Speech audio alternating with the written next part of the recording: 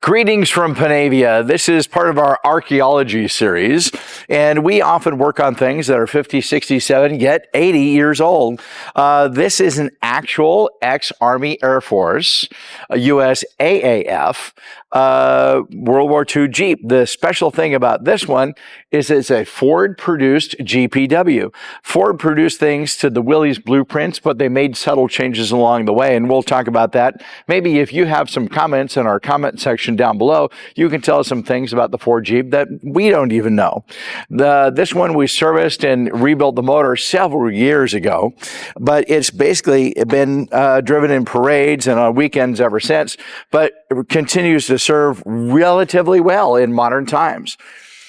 Next year, it's going to be full on 80 years old. So if you take a peek at the engine, it's very simple engine. It's a flathead 4. That was a Willy's design. This one is produced by Ford. A few years ago, we had a cracked head situation, a bunch of other parts that were not really doing so well, and we rectified that. And it continues to serve really well. The cool thing, one of the cool little features about the truck is, and I didn't know that the World War II Jeeps had this. Maybe if you do out there in TV land, you can tell me more about these. But these little clamps, you undo these little wing bolts to a certain point. They're pinched so you can't lose your wing bolt in the middle of Japan, but you can turn the headlights up and then be able to work on things and see things while you're working on it. So I thought that was pretty cool. If you got other stories about how these lights were used or how the flip ups were used, feel free to leave them in the comments. But literally, you just pop them back down there, put your little wing nut back on, and you're good to go. The thing is not really that complicated at all. In fact, a lot of items that you would think would be threaded or manufactured are a through nut and bolt. And, we're going to continue to the interior. So discussing the interior and exterior of the beast, we redid the seats when we did the engine build, transmission build a few years ago. And they're the best repop components or reproduction components we could find to make it actually look like 1945. But we did add one modern convenience or modern safety item. That was seat belts.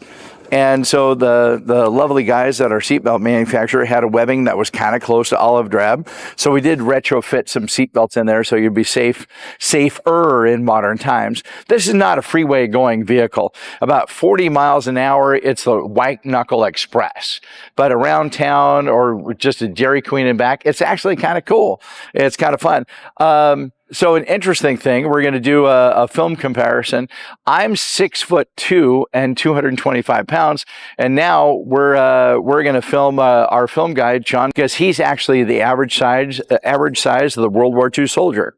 This is me, Steve Wood. I'm 6'2", about 225, 235 pounds, and this is John, our video guy. Say hi, John. And John is the average size of the World War II soldier. John is approximately 5'9" tall, minus the hair. And basically, he is built like a World War II human. I am a modern human. And so as a modern human, really, I don't fit in this thing. So this is a modern 6'2" human trying to get into a World War II Jeep.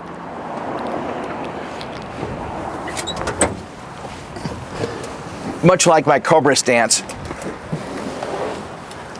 But you can see that I'm totally pinched in here. This is not a good time. So people like Admiral Nimitz and George Patton, they didn't ride in these. They rode in command cars. And so I wish I had a command car here for the differences, but we'll do a little tour of the interior since I'm already in here. So the steering wheel, manual affair. Worm and sector box. We rebuilt that as well. People still make parts for these. People love these vehicles. And there's good quality organizations and not so good quality organizations making service parts and repair parts for these. This also has a little holster, as it were, for a Thompson submachine gun. The Thompson is not here right now. Our collector has it. You may have noticed the .30 caliber that's mounted on the front wing. Our good friend and customer drives around with that on it, without a cover on it, and he's had some interesting interactions with the local constabulary, let me tell you. But things on, as on display here, very simple. Jeeps don't necessarily have an ignition switch. They've been retrofitted. So for an ignition switch for the Jeep, literally it's just a switch to turn the ignition on. And then you'll see your little ammeter basically jump up at you. Put your clutch down, put it neutral. And then there's a floor starter, which looks like a high-low switch for a high beam. Whoop.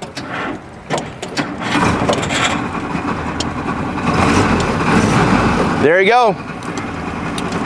So basically, on our way to Berlin. See ya. Oops.